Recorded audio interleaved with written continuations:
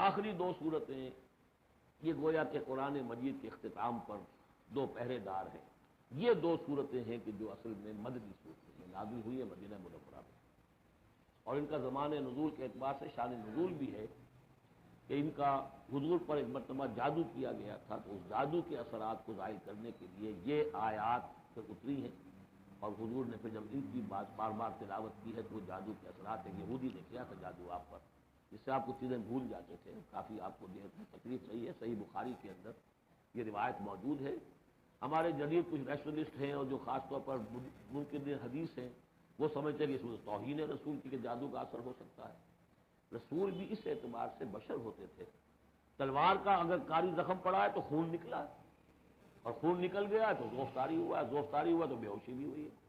یعنی یہ جسم جو ہے ان کا، اس کے اعتبار سے جو بھی بخار آپ کو چڑھا ہے، بخار میں تکلیف ہوئی ہے، عالم نزع میں نہایت شدید تکلیف ہوئی ہے.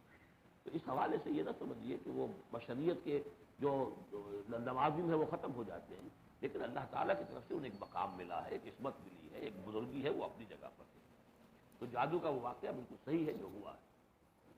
لیکن اس کے لیے اب یہ دو صورتیں ہیں، اور یہاں خاص طور پر نوٹ کر لیجئے کہ یہ معوذتین، یہ ایک صورت بھی ہو سکتی تھی، لیکن قرآن حکیم میں جو عام مزاج ہے کہ صورتیں جوڑوں جوڑوں کی شکل میں ہے، تو دو حصوں میں تقسیم کر دیا. اور اس کی تقسیم کیا ہے؟ ایک وہ چیزیں ہیں جو انسان پر باہر سے حملہ آور ہوتی ہیں، اور ایک چیز وہ ہے جو انسان کے اپنے اندر سے حملہ آور ہوتی ہے.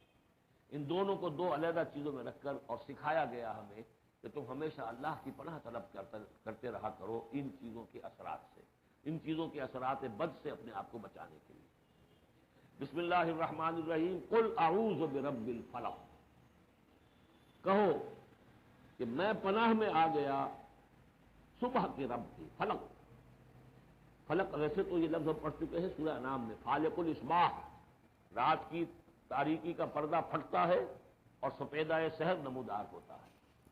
یا گٹھلی، فالق الحب والنوائے، تو وہ جو گٹھلی ہوتی ہے وہ بھی پھٹتی ہے تو اس میں سے دو پتیاں نکلتی ہیں تو درخت بنتا ہے.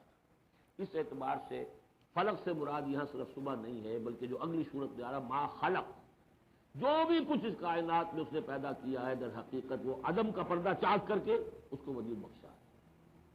عدم سے، عدم محض سے، کریشن ایکس نہیں لو، بغیر کسی شے کے کسی شے کو بنانا. تو قل اعوذ برب الفلق من شر ما خلق، میں پناہ میں آتا ہوں اس کی تمام مخلوقات کی پناہ سے. اب آپ غور کیجئے، مخلوق ظاہر بات ہے خالق کی طرح کامل کیوں نہیں ہو سکتی. مخلوق کے اندر کوئی نہ کوئی پہلو جو ہے وہ کمی کا، تقصیر کا، نقص کا رہ جائے گا. تو گویا کہ ہر مخلوق میں شر کا پوٹینشیل ایلیمنٹ موجود ہے.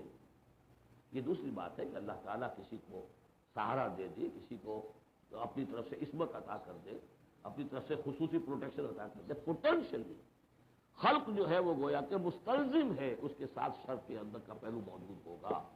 قل اعوذ برب الفلق من شر ما خلق، یعنی وہ شر جو ہے خود اپنی جگہ پر کوئی علیحدہ مستقل وجود رکھنے والی شے نہیں ہے، بلکہ وہ شر جو ہے خلق کے اندر جو کمی کا پہلو ہے. جیسے ہم نے انسانوں کے بارے میں پڑھا، خلق الانسان من عجل، انسان کی سرشت میں جلد بازی ہے. خلق الانسان ضعیفا، انسان کمزور پیدا کیا گیا ہے. وہ جو اس کا ہے، جو اس کا فطرت والا پہلو ہے، جو روحانی پہلو ہے، وہ تو ہے انا خلقنا الانسان فی احسن تقویم.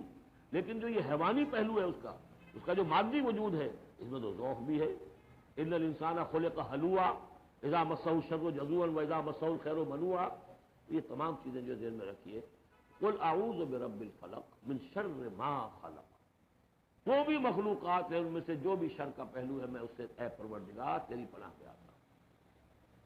ومن شر غاسق اذا وقب، خاص طور پر یہ رات کو ڈھانپ لینے والی جو ہے رات، اندھیرا.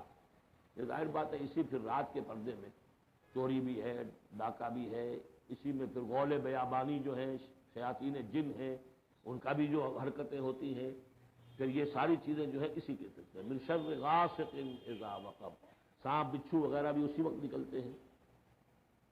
ومن شر النفاثات فی العقد، اور جو عورتیں گانٹھیں باندھ کر پھونکے مارتی ہیں، یہ جو بھی ٹونے ٹوٹکے ہوتے ہیں اور اس کی وجہ سے لوگوں کو نقصان پہنچایا جاتا ہے، گویا کہ یہ بھی اس کے اندر بھی کوئی حقیقت ہے، یہ سفلی عملیات بھی ہیں، ان کے بھی اثرات ہیں۔ جیسے کہ ہم جانتے ہیں کہ جادو جو ہے حق ہے، برحق ہے، اگرچہ کفر ہے، شراب کی تاثیر ہے لیکن حرام ہے، کچھ نہ کچھ حقیقت ان لکیروں میں بھی ہے، لیکن ہمیں روک دیا گیا کہ ان کے چکر میں مت پڑو۔ یہ جو منجمی ہے، نجوم کی حرکت، اس میں بھی کچھ نہ کچھ حقیقت ہے لیکن روک دیا گیا۔ تو کسی چیز کا ہونا بالفعل یہ اور شے ہے، لیکن اس کا جائز ہونا یہ اور شے ہے۔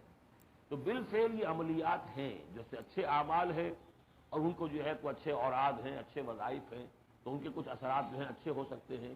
اسی طریقے سے اس قسم کی چیزوں میں جادو کے جو کلمات ہوتے ہیں ان کی بھی تاثیر ہے۔ اور وہ جو عورتیں جو ہے وہ جادو کرتے ہوئے، جس کو ہم کہتے ہیں کہ وہ تعویذ گنڈا وغیرہ جو ہوتا ہے، پھر وہ اس میں پھونکے مارتی ہیں، تو اللہ تعالیٰ سے میں ان کے شر سے بھی پناہ چاہتا ہوں۔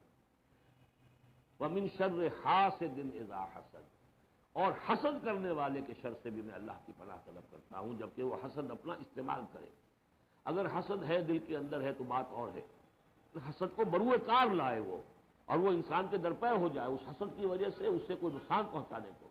اور اسی کتابیں ہے عین، العین حق، کہ اگر انسان اس حاسدانہ نگاہ سے کسی کو دیکھتا ہے اس کے بھی اثرات ہوتے ہیں، اور اس دیکھنے کے بھی کچھ برے اثرات جو ہیں وہ ظاہر ہو جاتے ہیں۔ یہ تمام چیزیں اپنی جگہ پر ہیں، لیکن ان سے پناہ کرنے کے لیے آپ لمبے چوڑے کوئی اور چکروں میں نہ پڑیں۔ یہی معوذتین اللہ نے جو محمد رسول اللہ کو تلقین فرمائے، سارا دار و مدار ان پر ہونا چاہیے۔ تعوذ کرتے رہیں، اس لیے کہ ہم پڑھ چکے ہیں سورہ بقرہ میں کہ حضرت سلیمان کے زمانے میں جنات جو تھے انہوں نے یہ سارے کام شروع کیے تھے اور لوگ ان سے سیکھتے تھے جادو ٹونا، اور آج بھی نقش سلیمانی کے نام سے بکتے ہیں اس قسم کے جو بھی تعویذات ہوتے ہیں، اور وہ ایک دھندا بنا ہوا ہے۔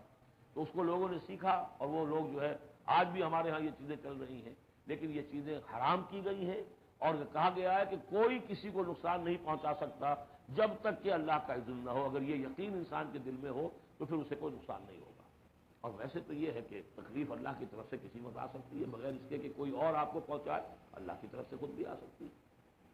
صدق اللہ العظیم۔